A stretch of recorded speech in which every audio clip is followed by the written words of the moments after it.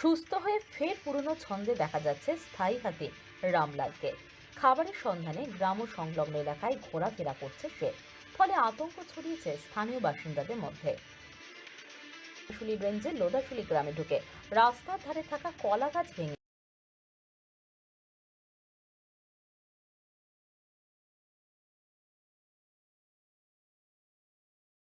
খায় হাতিটি। সেখান থেকে পরে পেনিয়াভাঙা গ্রামে ঢুকে খাবারের খোঁজ চালাতে থাকে। বন দপ্তর সূত্রে জানা গিয়েছে, কয়েকদিন আগে পায়ে আঘাত পেয়ে গুরুতর আহত হয়েছিল রামলাল। চিকিৎসার পর ধীরে ধীরে সুস্থ হয়ে ওঠে সে এবং মঙ্গলবার দুপুর থেকে আবার স্বাভাবিকভাবে হাঁটা চলা শুরু করে। অভিযোগ, মঙ্গলবার রাতে চণ্ডীপুর গ্রামের বাসিন্দা অমল মাহাতোর করলা বাগানে ঢুকে ব্যাপক ক্ষতি করে হাতিটি। স্থানীয়রা তাড়া করলে সেখান থেকে আমলাচটি জঙ্গলে ঢুকে পড়ে। এরপর বুধবার সকালে আবার গ্রামে ঢুকে খাবারের খোঁজে ঘুরতে দেখা যায় তাকে। এদিকে রামলালকে এক নজর দেখতে আশপাশের গ্রাম থেকেও বহু মানুষ ভিড় জমাচ্ছেন, যা পরিস্থিতিকে আরো বিপজ্জনক করে তুলেছে বলে আশঙ্কা বন দপ্তরের।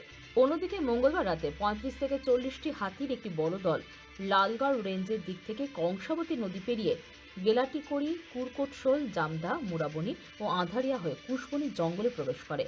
গত কয়েকদিন ধরে এই দলটি লালগড় রেঞ্জের বিভিন্ন এলাকায় তাণ্ডব চালিয়ে ব্যাপক ক্ষয়ক্ষতি করছে বলে অভিযোগ। মঙ্গলবার রাতে চ্যাম্পটায়ারা এলাকায় হাতির দলটিকে সরানোর জন্য বন দপ্তরের কর্মীরা পৌঁছলে ক্ষতিপূরণের দাবিতে স্থানীয় কৃষকরা তাদের ঘেরাও করে বিক্ষোভ দেখান। পরে বন দপ্তরের পক্ষ থেকে ক্ষতিগ্রস্তদের ক্ষতিপূরণের আশ্বাস দেওয়া হলে পরিস্থিতি স্বাভাবিক হয়।